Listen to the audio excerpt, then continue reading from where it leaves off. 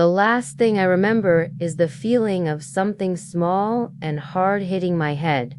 Then everything went black. I woke up on the floor of the old city library, disoriented and scared. I'd taken a night shift here a few weeks back. It was quiet, the pay was easy, and there was barely anyone around. After midnight, though, the silence wasn't empty. It was waiting.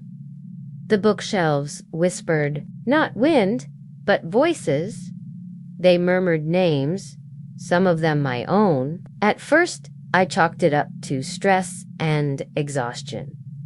I was desperate for a nap, so I found an aisle with comfy chairs and leaned back, closing my eyes.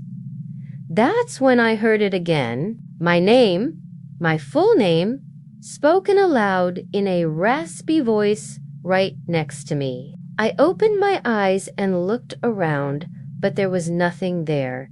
I followed the sound and walked down a dark aisle. The books whispered encouragement, urging me forward. At the end of the row, I saw something lying on the floor, something small and thin, like a book.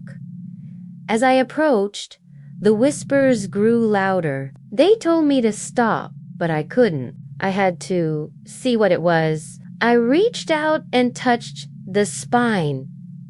It was cold, alarmingly so, and as my fingers brushed against the faded letters, the whispers intensified, no longer a murmur, but a roar. The book slammed open, the sound echoing in the vast emptiness of the library. Startled, I stumbled back, knocking over a chair. The pages rustled again, this time with a voice that sounded exactly like mine. It said, "He turns around." I froze.